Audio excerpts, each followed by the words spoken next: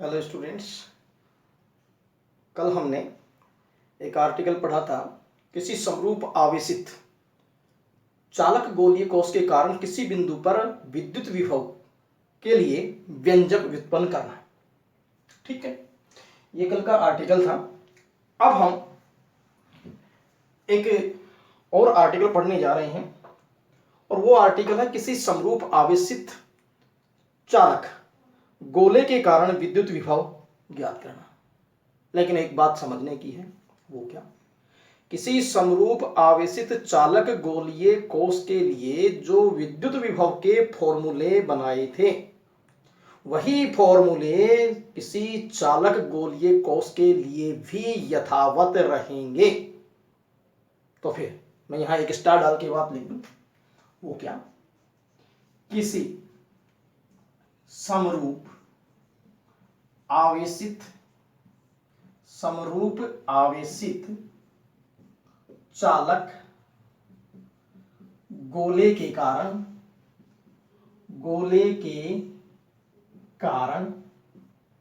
विद्युत विभव के सूत्र, किसी समरूप आवेशित चालक गोले के कारण विद्युत विभव के सूत्र चालक समरूप आवेशित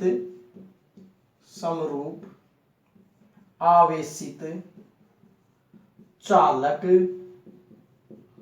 गोलीय कोश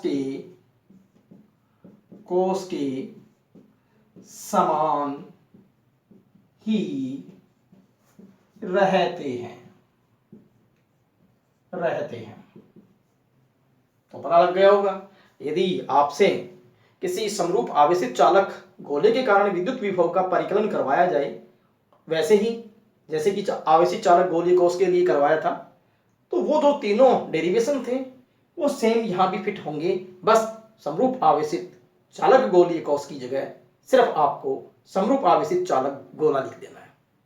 चलिए, तो अब हम अगले वाले आर्टिकल पे आते हैं। इस चीज को आप नोट कर सकते हैं। देखिए अगले वाला आर्टिकल क्या है। तो देखिएगा, समरूप आवेशित अचालक गोले के कारण किसी बिंदु पर विद्युत विभव के लिए व्यंजक व्युत्पन्न करना। समरूप आवेशित अचालक गोले के कारण किसी बिंदु पर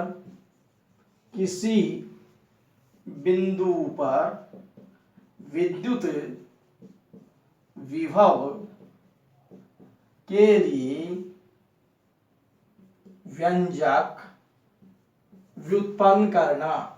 व्यंजक व्युत्पन्न करना। ठीक है, तो फिर यहां भी वही तीन केसेज होने हैं। जब बिंदु बाहर स्थित हो, सतह पर हो और अंदर की ओर हो। तो मैं पहला केस ले रहा हूं। जब बिंदु समरूप आवेशित अचालक गोले के बाहर स्थित हो,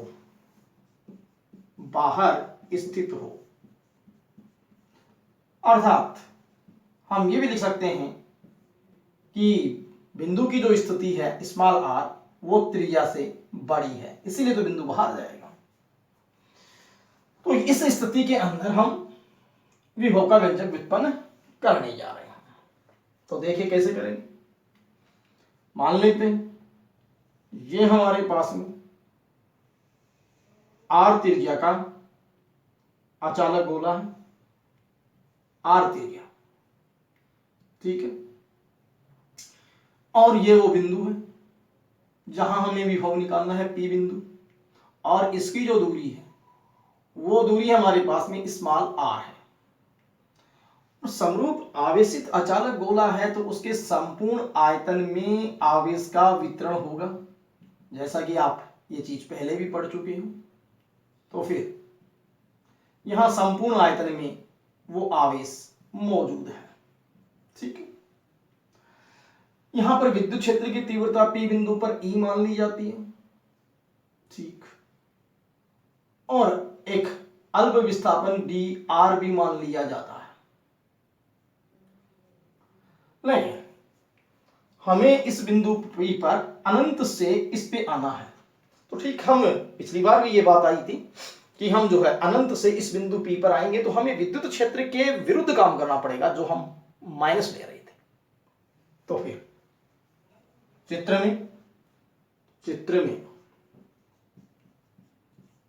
में कैपिटल R त्रिज्या का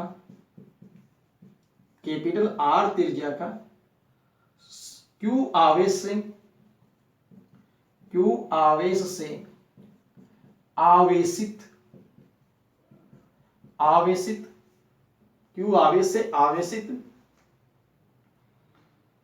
अचालक गोला है जिसके केंद्र बिंदु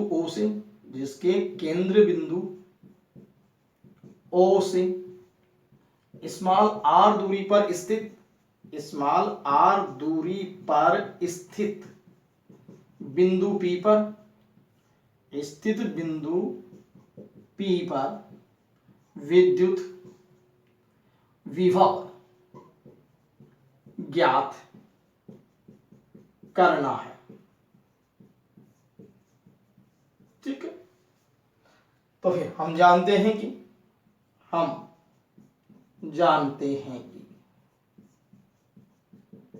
किसी बिंदु पर विद्युत विभव पता है क्या है?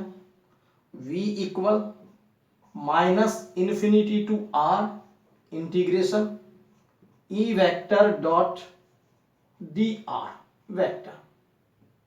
ठीक, ये आपके पास में जो है वो कॉमन फार्मूला है इन्फिनिटी टू R। तो अब आप इसको नोट कीजिए, देखिए कैसे करना है हमें। तो फिर इसके आगे मैं इधर लिख रहा हूं V equal -minus infinity to R E dr infinity to R E dr cos theta. लेकिन विद्युत क्षेत्र बिंदु P पर उसकी डायरेक्शन आगे की तरफ है, तो फिर ऐसी स्थिति के अंदर dr विस्थापन हम आगे की तरफ ले रहे हैं, तो विद्युत क्षेत्र के द्वारा जो कार्य किया जा रहा है वो कार्य आपके पास में यह है। तो यहां मैं लिख सकता हूं लेकिन थीटा बराबर 0 डिग्री। तो फिर V equal -minus infinity to R E dr cos 0 की वैल्यू 1। तो V equal -minus infinity to R सिर्फ E dr रह गया। ठीक है, तो फिर हम यहां पर ये समीकरण नंबर 1 दे देते हैं। लेकिन माइनस चीज ये बता रही है कि हम जो है विद्युत क्षेत्र के अगेंस्ट वर्क डन कर रहे हैं, इसलिए विद्युत क्षेत्र के द्वारा किया गया कार्य नहीं, हमें तो अनंत से इस पर आना है। तो अनंत से इस पर आना है तो ठीक, विद्युत क्षेत्र के द्वारा जो कार्य होगा वो ऋणात्मक होगा। ठीक, इस डायरेक्शन में चलने पर, और उधर जाने पर विद्युत क्षेत्र के द्वारा कार्य कैसा होगा? धनात्मक। तो अकॉर्डिंग टू परिभाषा हमारे पास ये नेगेटिव ना। बिंदु P पर विद्युत क्षेत्र की तीव्रता, लेकिन बिंदु P पर विद्युत क्षेत्र की तीव्रता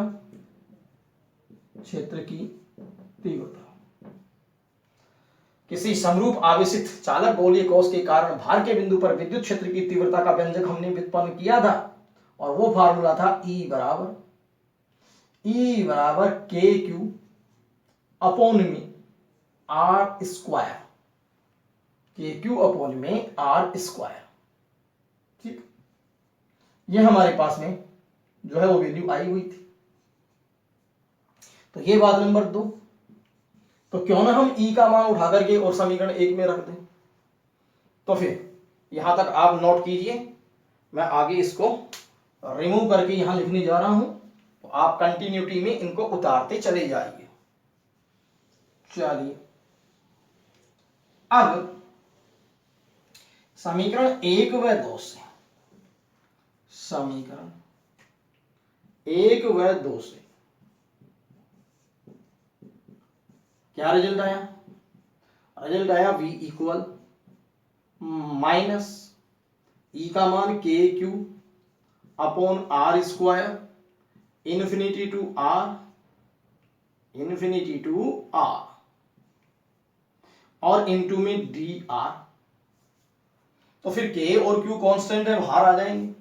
तो फिर V equal minus infinity to R, K Q बाहर, के क्यू और 1 upon R square D R. तो इंटीग्रेशन करेंगे तो फिर आगे हम ऐसे लिख सकते हैं माइनस के क्यू, देखना, infinity to capital R, sorry R, और आर की पावर -2 और डी आर। क्यों? आर ऊपर जाएगा तो पावर 2 प्लस से माइनस की हो जाएगी। तो इक्वेशन 2 तक हो चुका है हमारे पास में। ठीक, तो इंटीग्रेशन करते हैं, देखिए क्या आता है। मैं यहां इसको रिमूव करता हूं, आपने उतार लिया होगा, देखिएगा।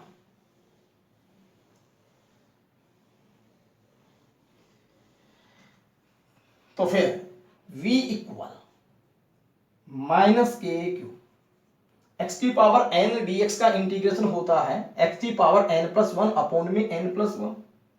तो r की पावर -2 + 1 अपॉन में -2 + 1।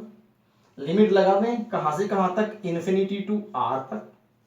तो फिर v equal minus K Q, ये आपके पास r की पावर -1, नीचे -1, लेकिन पावर को प्लस करोगे तो -1 अपॉन r लिख सकते हैं। और ये infinity to capital R, infinity to R। ठीक, अब ये माइनस माइनस तो प्लस हो जाएगा। तो फिर v equal K Q 1 upon R infinity to R, upper limit minus lower limit, K Q upper limit कितनी है? 1 upon R, minus lower limit कितनी है? इन्फिनिटी, लेकिन समथिंग अपॉन इन्फिनिटी 0। तो this is equal to v equal K Q upon में small r। ठीक, क्योंकि वो 0 हो गए। तो फिर v इक्वल, यहां से हम ऐसे लिख सकते हैं q अपॉन में 4πε0 r। ये आपके पास में फॉर्मूला बन गया। ठीक, इसे मैं नंबर 3 दे देता हूं। और यहां से एक रिजल्ट और भी मिला आपको, और वो रिजल्ट क्या मिला? v जो है वो व्युत्क्रमानुपाती है r की, v व्युत्क्रमानुपाती r। ठीक है, कि जब हम बाहर का ये बिंदु आगे की तरफ खिसकाएं तो फिर विभव का मान दूरी बढ़ने के साथ क्या होता जाएगा? कम होता जाएगा। तो आपको कुछ याद आया होगा कि हमने किसी समरूप आवेशित चालक गोलीय कोश या चालक गोले के कारण जो विद्युत विभव का मान निकाला था बाहर के बिंदु के लिए, वहां भी फार्मूला यही था, और यहां भी अचालक गोले के कारण भी फार्मूला सेम ही है। तो उसके डेरिवेशन में कोई भिन्नता नहीं है। आप समीकरण 3 तक पहुंच जाओ और इसे लिख लो।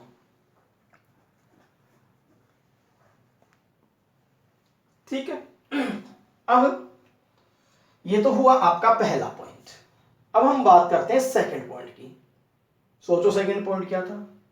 सेकंड पॉइंट हमारे पास में ये था कि बिंदु P जो है वो पृष्ठ पर ही आ जाए, तो फिर ये स्मॉल r की वैल्यू कैपिटल R के बराबर हो जाएगी। तो फिर इसी फार्मूले में स्मॉल r बराबर कैपिटल R पुट कर दें तो फिर विभव का मान सतह पर ज्ञात हो गया कि नहीं हो गया? सोचा क्या आपने? क्या किया? सोचिए। क्या मैं दूसरा पॉइंट ले रहा हूं? क्या जब बिंदु पृष्ठ पर ही हो, तो जब बिंदु पृष्ठ पर ही हो, तो देखिए यहां मैं दूसरा केस ले रहा हूं, सेकंड, जब बिंदु समरूप आवेशित अचालक गोले के पृष्ठ पर स्थित हो, पृष्ठ पर स्थित हो, ठीक है, अर्थात स्मॉल आर बराबर हो जाएगा किसके, कैपिटल आर की, ठीक। तो फिर यहां से हम इस पॉइंट को जो है वो इसी के ऊपर ले आए और इस पॉइंट को यहां ले आए, तो फिर ये दूरी स्मॉल आर होगी जो कैपिटल आर के बराबर होगी, ठीक है। अब क्या करेंगे देखिए, तो ये फिगर आप बना सकते हैं प्रश्न के लिए, और समीकरण 3 का ध्यान रखोगे। समीकरण 3 थी, तो समीकरण 3 में स्मॉल आर बराबर कैपिटल आर रखने पर, समीकरण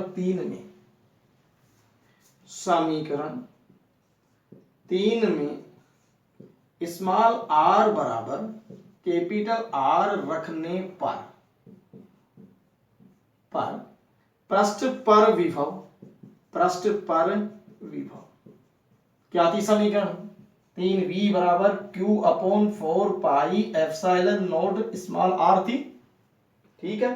तो फिर मैं यहां vs कर दूं v की जगह, तो क्योंकि पृष्ठ पर बराबर q अपॉन में 4 pi epsilon not capital R, ठीक। ये आपके पास में पृष्ठ पर आ गया, ये समीकरण नंबर हम तैयार कर दें, ठीक है। तो फिर हम ये कह सकते हैं कि पृष्ठ पर सभी बिंदुओं पर विभव का मान नियत रहेगा, आता है पृष्ठ के सभी बिंदुओं पर विभव का मान नियत होगा, ठीक है। ये आपके पास में जो है वो पृष्ठ पर विभव आ गया। अब हमें चलना है इनसाइड, और इनसाइड के लिए जो है वो विभव का मान हमें ज्ञात करना है। तो मैं टाइटल 2 की जगह टाइटल 3 करने जा रहा हूं, और क्या लिखूंगा, जब बिंदु समरूप आवेशित अचालक गोले के अंदर स्थित हो, ठीक है। तो अब आप ये नोट कर लिया है ये केस, तो हम नेक्स्ट पर आते हैं। देखिए लिखिएगा सब आर्टिकल तीसरा, थर्ड, जब बिंदु समरूप आवेशित अचालक गोले के क्या कर दिया जाए यहां पर, अंदर स्थित हो, अर्थात आर का मान लेस देन हो जाए किससे, कैपिटल आर से, ठीक है।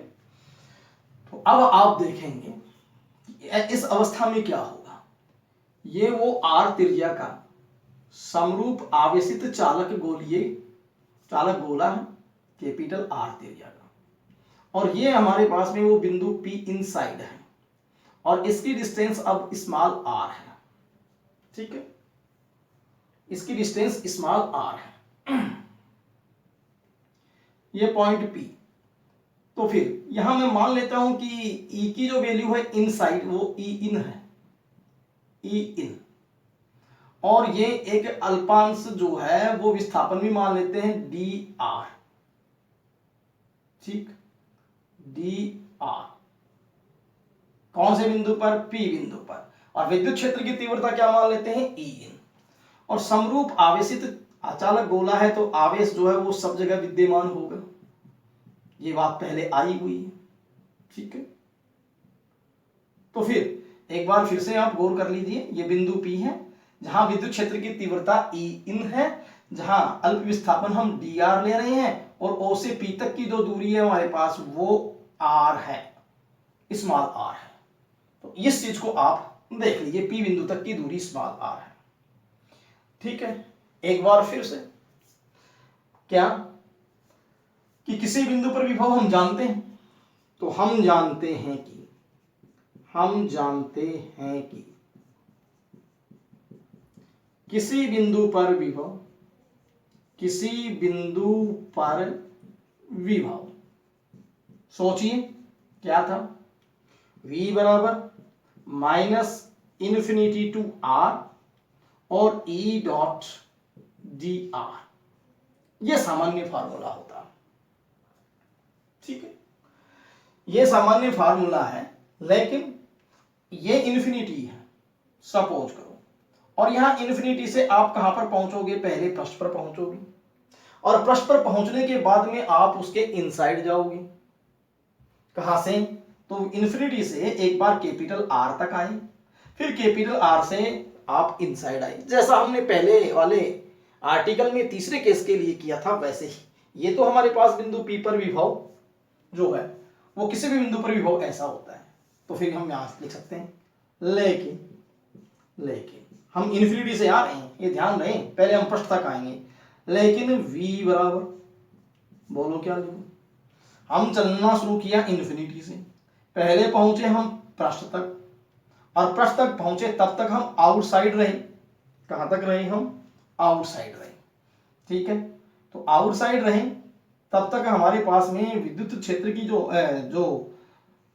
E डॉट डी आर, ठीक है, पृष्ठ तक आए पहले, और फिर उसके बाद में हमने पृष्ठ से चलना शुरू किया, तो पृष्ठ से चलना शुरू किया तो माइनस कैपिटल आर से और स्मॉल आर तक गई, लेकिन तब तक विद्युत क्षेत्र की तीव्रता जो थी हमारे पास में वो अब आउटसाइड नहीं थी, अब ई इन थी, तो फिर ई इन डॉट डी आर, जैसे ही आप कैपिटल आर से और अंदर की तरफ चलना शुरू करोगे, स्मॉल आर तक चलना शुरू करोगे, तब तक आपका सामना विद्युत क्षेत्र की तीव्रता ई इन से होगा, ठीक है। हम जानते हैं किसी बिंदु पर विभव का फार्मूला ये सामान्य रूप में है, सामान्य रूप में, ठीक, लेकिन यहां हमारे पास में जब तक हम पृष्ठ तक आते हैं तब तक हमें कितना जो है विभव, कितना विभव होगा वो फैक्टर ये है, और जब हम पृष्ठ से अंदर जाते हैं तब हमें कितना काम करना पड़ता है, तो काम को दो भागों में तोड़ दिया, एक इन्फिनिटी से कैपिटल आर तक आने में और एक कैपिटल आर से स्मॉल आर तक जाने में, इस काम को हमने तोड़ा है, ठीक है। लेकिन पृष्ठ तक आने में तो विभव का मान हमें पता है वो कितना है, तब तक हम आउटसाइड रहे थे, ठीक, तो फिर ऐसी स्थिति के अंदर ये Q upon epsilon naught R है, तो मैं इसे एक बार समीकरण नंबर 1 कर देता हूं, लेकिन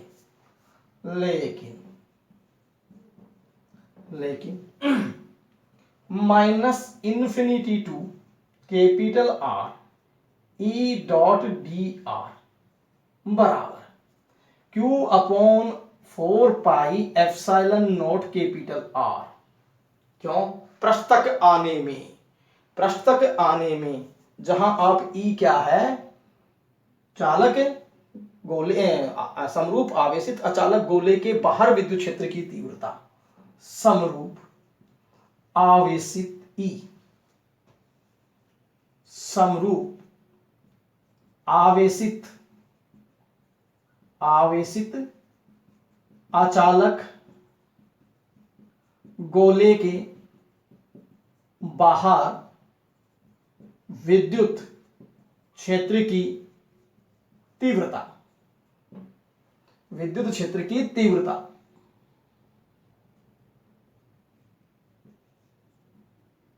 ठीक है। तो फिर लेकिन माइनस ई डॉट डी आर बराबर इतना। अब रही बात ये कि इनसाइड कितनी होगी, तो ये भी हमें निकालनी पड़ेगी, तो फिर ये भी निकालें, क्या, minus capital R to small R और E in small R E इन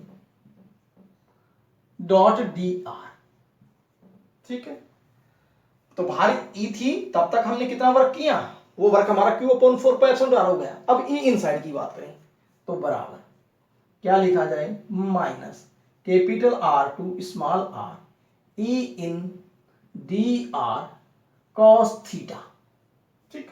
लेकिन अगेन थीटा इक्वल 0, लेकिन थीटा इक्वल 0 डिग्री, तब आप कैसे लिख सकते हैं, minus capital R to small R ठीक है, ई इन डी आर बराबर क्या, थीटा की जगह 0 डिग्री रख दे तो माइनस आर टू आर और E in D R cos 0। Cos 0 की वैल्यू कितनी हो गई, 1 हो गई। ठीक है, तो फिर एक बार मैं फिर से यहां रिपीट कर देता हूं कि आप सामान्य रूप में विभव को ऐसे लिख सकते हैं कि हमें इन्फिनिटी से और इस बिंदु तक आना था, पी तक आना था, तब हमें इतना काम करना पड़ेगा, लेकिन ये काम दो टुकड़ों में बांट लिया गया। किस किस में, एक पृष्ठ तक आने में, ठीक है, तो उसको, इस काम को हमने बांटा, ये पूरा काम था, लेकिन इस काम को हमने बांटा कहां तक, पृष्ठ तक आने में, और पृष्ठ से फिर स्मॉल आर तक जाने में, ये काम अलग हो गया। ये काम हमारा पृष्ठ तक आने में तो पता था ही हमें, वो कितना था, वो हमारे पास में ये था Q अपॉन में 4 पाई एप्सिलॉन था, तो मैं इसे समीकरण नंबर 2 दे देता हूं। तो हमने ये इतना काम जो है वो फाइंड आउट कर लिया। अब हम चाहते हैं कि E इनसाइड कैपिटल आर से स्मॉल आर तक जाएं, तब कितना काम करेंगे, तो उस काम को हम यहां गणना में ले रहे हैं। देखिए E in dot D are, E in D R cos theta, लेकिन थीटा की वैल्यू 0 डिग्री, 0 डिग्री तो कॉस 0, तो ये कॉस 0 आ गया। तो अब मैं यहां नेक्स्ट लिख रहा हूं, आप ध्यान देंगे, आपने उतार दिया होगा ये, तो देखिए तो फिर यहां cos 0 1 हो गया, तो minus R to small R minus R to E in dot D R की value minus R to R E in D R cos 0 1 हो गई। ठीक है, cos 0 क्या हो गई, 1 हो गई। तो फिर अगले वाली बात क्या आती है वो देखिए, लेकिन समरूप आवेशित अचालक गोले के अंदर विद्युत क्षेत्र की जो तीव्रता होती है वो कितनी होती है, वो ई इन, ये डेरिवेशन तुम्हारा किया हुआ है। इस समीकरण 1 को ध्यान में रखोगे, इसमें हमें मान रखना है किसका, एक तो इस बात का, समीकरण 2 का, और एक हम ये कैलकुलेट करने जा रहे हैं इसका। तो मैं इसको यहां से रिपीट कर देता हूं, तो समीकरण 1 में ये मान रखने होंगे। तो फिर लेकिन ई इन बराबर क्यू आर अपॉन में 4 pi epsilon naught R cube. सोचिए ये क्या चीज है, क्या चीज है ये आपके पास में समरूप आवेशित अचालक गोले के अंदर विद्युत क्षेत्र की तीव्रता का फार्मूला है, और वो फार्मूला मैं यहां रखने जा रहा हूं। तो इसे मैं समीकरण नंबर 2 के बाद में ये 3 दे दूं, आप समीकरण टू समीकरण उतारते जाइए, और इसे नंबर में कितना दे दूं, 4।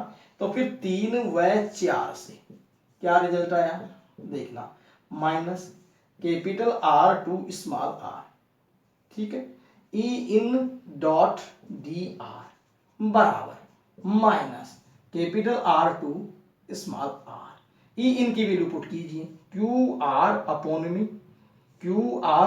में 4 pi epsilon naught R cube. ठीक है, ई इन की वैल्यू आ गई, इनटू में कितना कर दूं, डी आर कर दूं।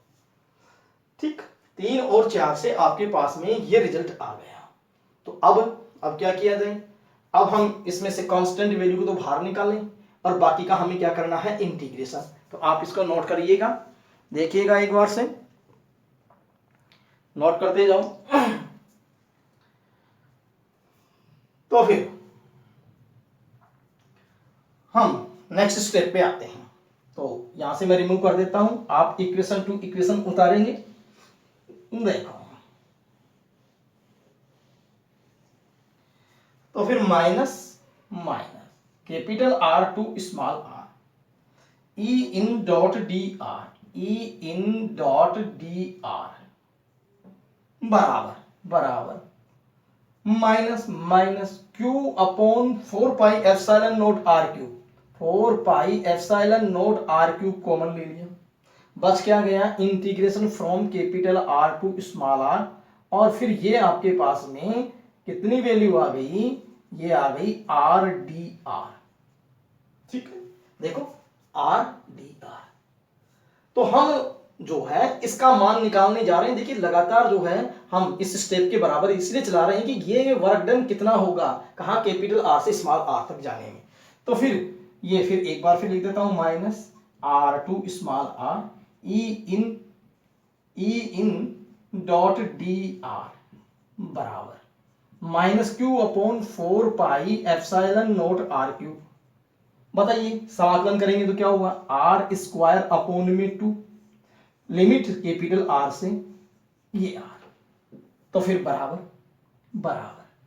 माइनस क्यू अपॉन में 4 pi epsilon naught R cube, upper limit minus lower limit, तो कितना आ जाएगा आर स्क्वायर अपॉन में 2 और minus capital are square upon में 2। ठीक है, ये वैल्यू पुट कर दी, तो यहां से आपके पास में जो है ये इस minus E in dot D R की वैल्यू आ गई minus R2 small r E in dot D R. ठीक, तो समीकरण कितनी हो चुकी थी हमारे पास में, 4 हो चुकी थी, और ये मान आ गया समीकरण नंबर 5। ठीक, अब आप समीकरण 2 और 5 का जो मान है, समीकरण 2 और जो 5 का मान है वो हमें एक में रखना पड़ेगा। ठीक है, किस किस का, समीकरण 2 का और समीकरण 5 का मान, तो वो हम देख ही दें आपके पास में समीकरण 2 कौन सी है और समीकरण 5 कौन सी है। तो अब हम ये काम जो है वो नेक्स्ट वीडियो में करेंगे। अभी आपको समीकरण 5 तक जो है वो नोट कर लेना है। Thank you.